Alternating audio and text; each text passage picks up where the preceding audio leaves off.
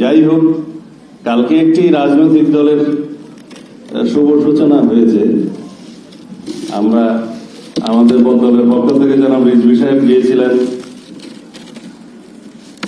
আমরা স্বাগতম জানিয়েছি। তার আগের দিন আমাদের বর্ধিত সভা থেকে, এখান থেকে আমি ওই তাদের নবযাত্রাকে স্বাগতম জানাই।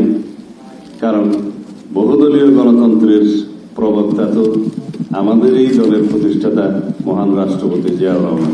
জনগণ প্রত্যাখ্যান করেছে ছাত্র জনতার গণ অভ্যুত্থানের মধ্য দিয়ে বাংলাদেশে আওয়ামী লীগের কোন রাজনীতি চলবে না।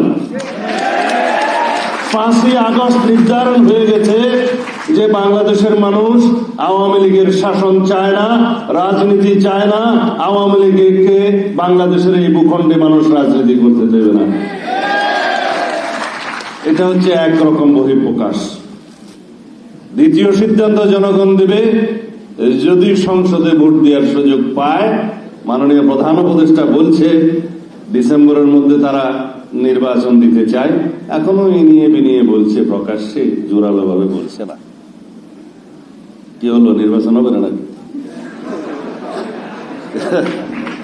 আসছে, আচ্ছা, এখনো ইনিয়ে বিনিয়ে বলছে। তা আমি আহ্বান করব মাননীয় প্রধান উপদেষ্টা, আপনি ইনিয়ে বিনিয়ে আর বলার প্রয়োজন নেই। বিদেশি সংবাদ সংস্থাকে আপনি সাক্ষাৎকার দিয়ে বলতে পারেন যে আমরা ডিসেম্বরের মধ্যে নির্বাচন অনুষ্ঠানের জন্য চেষ্টা করছি। আপনি দেশে একটা সংবাদ সম্মেলন করে কেন রুটম্যাপ দিতে পারেন না? আপনি তো দেশে একটা সংবাদ সম্মেলন করে অফিসিয়ালি বলতে পারেন যে আমি এই তারিখের মধ্যে নির্বাচন অনুষ্ঠানের জন্য রুটম্যাপ ঘোষণা করছি। যদি আপনাদের সৎ উদ্দেশ্য থাকে, আশা করি সেই কাজটা করবেন। বাকি যে সংস্কার কমিশনগুলোর রিপোর্ট আমাদেরকে দিয়েছেন, সেগুলোর উপরে আমরা আপনাদের সাথে আলোচনা করব। আপনারা বলছেন জাতীয় ঐক্যমত্য কমিশন আপনার নেতৃত্বে হয়েছে, ওখানে আমরা যাব, একবার গিয়েছি, সেটা চলতে থাকবে।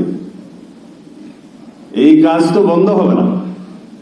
সংস্কার 31 দফা আমরা প্রদান করেছি 2023 সালে বিএনপির পক্ষ থেকে আমাদের ভারপ্রাপ্ত চেয়ারম্যান জনাব তারেক রহমান। সেই সংস্কারের সাথে আপনাদের সংস্কার প্রস্তাবের খুব একটা বেশি অমিল নেই, কিন্তু যে সমস্ত বিষয়ে অমিল আছে সেগুলো নিয়ে কথা বলবো। বাট তাতে আপনি নির্বাচনের রোডম্যাপ ঘোষণার জন্য অপেক্ষা করতে হবে সেটা মনে হয় না। যদি আপনারা কাউকে সময় দিতে চান, কাউকে অর্গানাইজ হতে দিতে চান, বা অন্য কোনো উদ্দেশ্য থাকে, সেটা অন্য কথা। তাদের একটি উদ্দেশ্য নিয়ে কথা বলতে চাই। আমি পত্রিকায় দেখলাম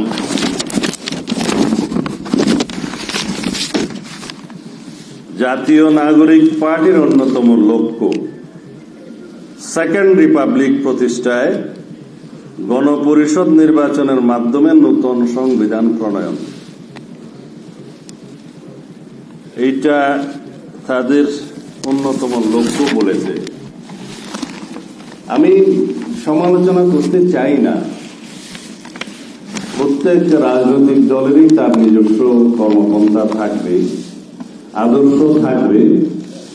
গঠনতন্ত্র এবং ঘোষণাপত্রে এরকম ঘোষণা থাকে। কেউ সমাজতন্ত্র চায়, কেউ অন্য কিছু চায়, কেউ হয়তো ধর্মভিত্তিক রাষ্ট্র প্রতিষ্ঠা করতে চায়। এরকম অনেক রকমের থাকে বিভিন্ন দলের রাজনৈতিক ঘোষণাপত্রে। কিন্তু আমি এই নতুন বন্ধুদের বলতে চাই, সেকেন্ড রিপাবলিক, আমাদের বর্তমান রিপাবলিক কি অসুস্থ হয়ে গেছে? সেকেন্ড রিপাবলিক কখন হয়? রিপাবলিকের লিটারাল মানে কি? রিপাবলিক হচ্ছে যেখানে নির্বাচিত প্রতিনিধিরা রাষ্ট্র পরিচালনা করবে, তাদের একটা নমিনাল অথবা elected head of the state থাকবে। সেটা কি আমাদের নেই? নতুন সংবিধানের জন্য আপনারা কথা বলছেন। নতুন সংবিধান যেটা হবে